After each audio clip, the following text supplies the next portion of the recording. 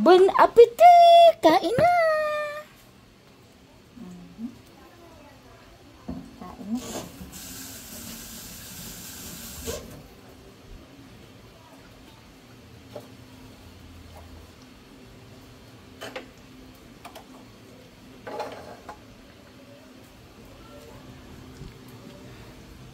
Say thank you kay mommy sa pagluto ng food. Galing siya sa labas, may mga basa-basa pa siya.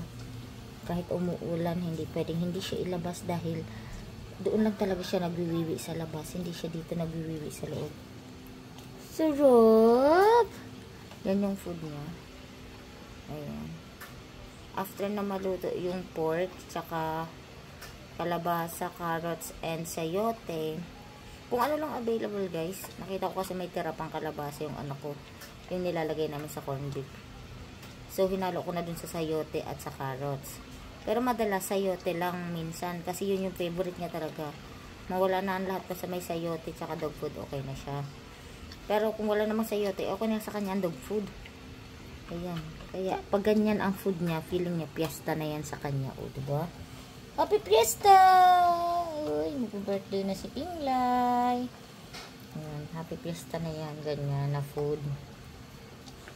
Hinahalo namin guys sa dog food. Kasi pag hindi namin hinalo, pag nasa ibabaw lang yan, ang kakainin niya lang, yung gulay lang at yung carrots tsaka yung karne. Bakit hindi namin siya guys pinapakain ng chicken? Simula nung nangati-ngati siya, in-advise sa amin ni Doc na iiwas sa chicken. Kahit na super favorite niya ang chicken. Nasusubo-subuan pa din naman paunti-unti. Pero hindi na talaga yung, yun na yung pinaka main food niya. Hindi na namin siya pinapakain ng chicken talaga. Iniiwas na namin sa main food niya. Ayan.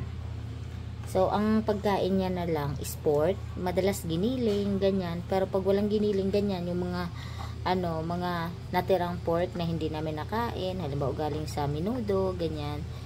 Inaano namin, binababad namin ng matagal. Alam mo, maghapon nakababad. Tapos, nilalaga ulit namin. Tulad yan, nilaga ko ulit. So, naalis na yung lasa niya bago ko hinugasan, bago ko hinalo dyan sa mismong food niya. Ayan. So, lumambot na yung karne.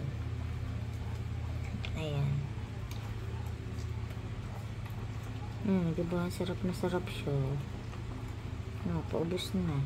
Ang kain niya guys is kaunti sa umaga kasi syempre nagsusuka ng dilaw pag hindi pinakain. Tapos sa gabi ang heavy meal niya.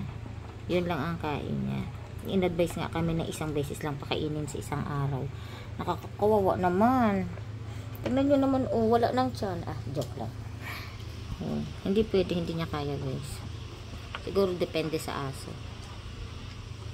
Pero pag hindi kaya, syempre adjust. Ayan, napaubos na na. Ubus na agad po. Ayan. Ubusin niya yan guys. Ganyan siya ka, takaw. Ganyan siya ka takaw. Wala siya ititira dyan. May matira man dyan, iikot lang yan, tapos babalikan niya yan, kakainin niya ulit. Lakas kumain eh, no?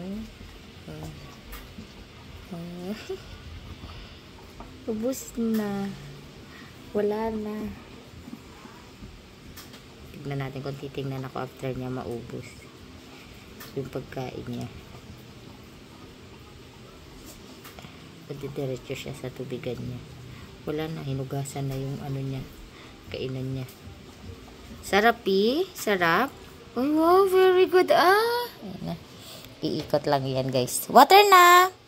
Water. Water yan guys. Water.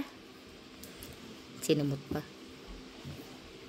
Wala na. Tama na yan. Wala na. Wala na. Water na.